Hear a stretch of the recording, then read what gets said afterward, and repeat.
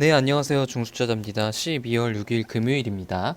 오늘 다행히 시장이 좀 크게 이제 반등을 하면서 저번 주랑 이제 이번 주가 굉장히 많이 하락을 해가지고 좀 힘이 없었던 그런 시장이었잖아요. 그리고 외국인이 이제 연속 한 몇 주째 이렇게 팔면서 우리나라 증시가 굉장히 좀 위험하지 않냐, 우리나라 경제가 디플레이션에 빠지지 않냐라는 그런 우려감도 좀 있었는데 오늘 시장이 좀 상승을 하면서 좀 굉장히 의미 있는 반전을 한 것 같습니다. 그리고 5G가 특히 많이 좀 올랐습니다. 그거에 대해서 저의 개인적인 얘기를 좀 말씀을 드리겠습니다. 일단 지수를 보면 양시장이 굉장히 다 좋았어요. 코스피가 1% 정도 올랐고 코스닥이 이제 특히 이제 1.7% 오르면서 가벼운 상승이 아니라, 그리고 또 외국인이 어마어마하게 많이 샀습니다. 오늘 외국인 수급이 굉장히 많이 들어왔는데, 그리고 그 하락폭 1.8% 어제 하락한 것을 다 이제 복구하지는 못했지만 확실히 여기서 지지를 받았던 것을 다시 한번 지지를 확인을 시켜주면서 좀 추가적으로 하락할 가능성, 그러니까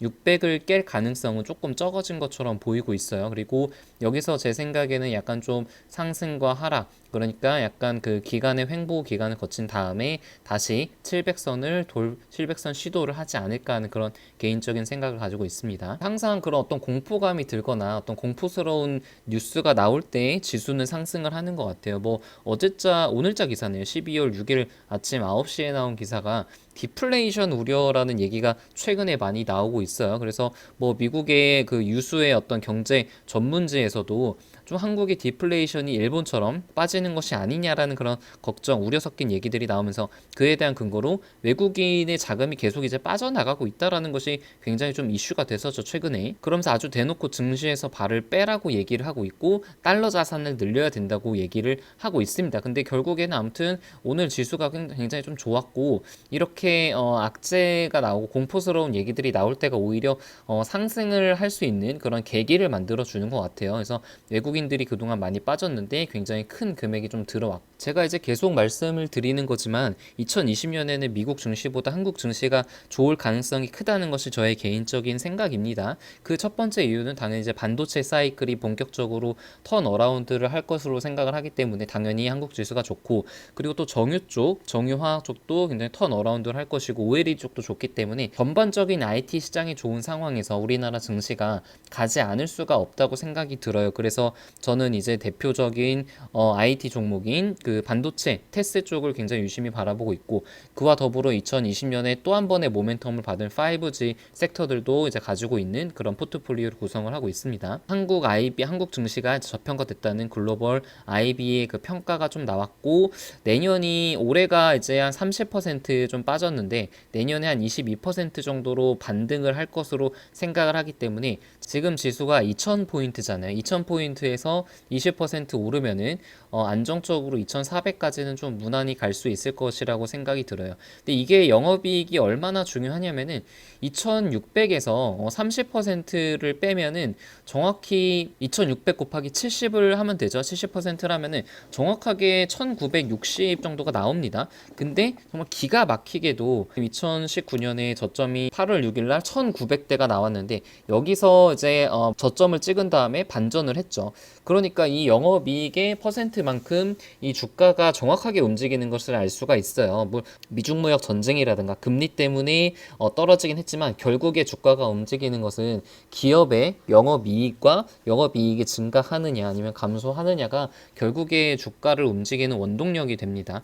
그런 측면에서 보자면은 지금 1900선, 그러니까 한 2000 정도에서 20%가 상승한다고 치면은 2400 정도는 좀 무난하게 오를 것이라고 생각을 하는데, 물론 2020년 한 번에 오르는 것이 아니라 지금처럼 이렇게 상승을 했다가 하락을 했다가 상승과 하락을 반복을 하면서 오르겠죠. 그리고 만약에 적당한 2,300, 400 정도에서 개인들이 본격적으로 들어가는, 어떻게 보면 좀 과열 국면이죠. 과열 국면에 들어가게 되면은 2,400을 넘어서 2,500, 2,600까지도 오를 수 있을 것이라고 생각을 합니다. 그만큼 저는 이제 한국 증시를 긍정적으로 생각을 하고 있고 계속 한국 증시만 하는 이유도 그런 거예요. 이제 오늘 5G 종목들이 정말 어마어마했습니다. 제가 이제 계속 말씀드렸던 RFHLC가 무려 10% 가까이 오르면서 거의 이제 윗꼬리도 거의 만들 거들지 않은 그런 양봉이에요. 그래서 완전히 이제 거의 바닥을 좀 만들었다라고 그런 생각이 좀 들고, 유비쿼스 홀딩스도 굉장히 좀 좋은 모습을 보여줬고, KMW는 이제 어제도 많이 상승을 했는데 오늘도 굉장히 좀 크게 상승을 했죠. 그리고 이노와리스는 비교적 다른 5G 종목들에 비해서 좀 약한 모습이긴 하지만, 다른 이제 서진 시스템이나 다산 네트워크스도 3.8% 좀 오르면서, 개인적으로는 최근에 많이 매수를 했던 게 RFHIC랑 다산 네트워크스를 계속 추가적으로 매수를 했기 때문에, 여기서 계속 제가 가지고 있었던 현금을 조금씩 투입을 하면서 오늘 상승을 맛봤기 때문에, 오늘 상승이 굉장히 좀 달콤한 그런 상승이었던 것으로 생각이 되고, LG U+도 이제 계속 좀 말씀을 드리죠. 지금 5G 가입자가 500에서 내년에는 1000만 이상을 돌파를 할 가능성이 높기 때문에, 지금 매출액이 증가를 하는 것이 투자비가 증가하는 것보다 더 커지는 그런 상황이기 때문에 영업이익이 늘어날 구조다라는 그런 아이디어로 투자를 하는 것이고, 오늘도 비교적 나쁘지 않은 폭으로 올라서 좀 기분은 좋습니다. 아무튼 5G는 국가적으로 거스를 수 없는 변화예요. 지금 뭐 5G가 최근에 계속 하락을 한다고 치더라도, 제가 계속 5G를 얘기를 했던 것은, 이렇게 시대가 요구를 하는 그런 통신의 어떤 혁명이 일어나는 시점이기 때문에, 지금 여기서 끝난다는 것은 이제 말이 안 된다고 생각을 했고, 계속 이거에 대해서 믿음을 가지고 투자를 했었던 것이 오늘 약간의 결실을 좀 얻은 것 같습니다. 그래서 어제자 2시에 나온 기사인데, 내년 5G 정부 예산을 87% 정도로 확대를 하고 5G에 이제 범국가 역량을 결집을 하겠다고 했습니다. 우리나라가 5G 초기 성과를 지속을 하고 세계 1등 5G 국가로 도약을 하기 위해서 예산 규모를 87%로 확대를 하고 테스트 배도도 2.4배 정도로 확충을 한다. 뭐 이런 얘기들이 좀 나왔어요.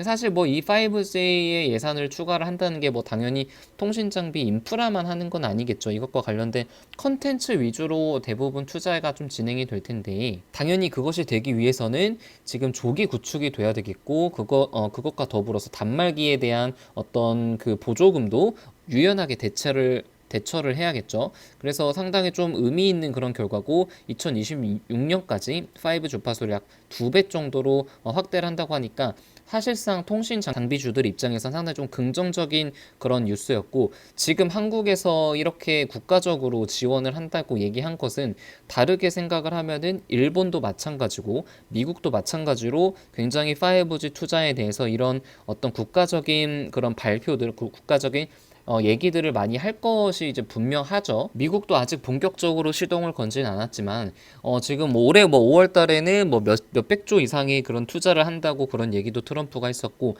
11월 달에는 애플에게 5G 구축을 요청을 했다고 이렇게 얘기를 할 정도니까, 미국도 굉장히 5G 투자에 대해서 관심을 가지고 있고, 중국은 뭐 당연히 이제 말할 필요도 없죠. 그러니까 이런 것을 본다면은 우리나라가 상당히 그 통신 쪽으로는 강국인 것은 사실이죠. 그리고 이제 통신 장비 쪽으로도 굉장히 그 기술력 그리고 경쟁력이 있기 때문에, 지금 우리나라에서만 영업을 하는 기업 말고 글로벌 쪽으로 나가 있는 기업들, 그러니까 예를 들어서 다산 네트워크스는 사실상 거의 외국 쪽에서 벌어들이는 돈이 훨씬 많고, RFHIC도 중국 쪽, 그리고 앞으로 이제 삼성전자를 통해서 일본 쪽과 유럽 쪽, 미국 쪽에도 진출을 할 가능성이 있다고 이제 생각이 좀 듭니다. 다 서진 시스템도 지금까지는 한국에서만 이제 삼성전자 발로 해서 매출이 발생을 했지만, 내년에는 미국 쪽에서도 매출이 발생될 가능성이 좀 높다고 생각이 들고, 이제 개인적으로 이노와리스 비중이 좀 많았는데, 다른 종목들이 이렇게 많이 가는데 이노와리스가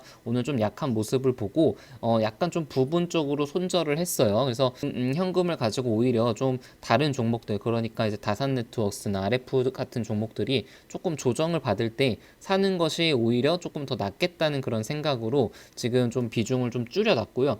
오히려 이제 그동안 많이 올랐던 HFR 같은 경우는 사실 어제 이제 RFHIC 같은 종목들이 많이 하락을 했을 때 오히려 상승 5%, 4% 가까운 상승을 했기 때문에 조금 오늘은 쉬어가는 거죠. 그러니까 그치만 이 HFR이 이제 아시는 분들은 다들 아시겠지만 2020년에도 실적이 거의 2배 이상 상승을 할 것으로 기대가 되기 때문에 충분히 슈팅 한 번 정도는 나올 수 있는 그런 자리라고 생각을 해요.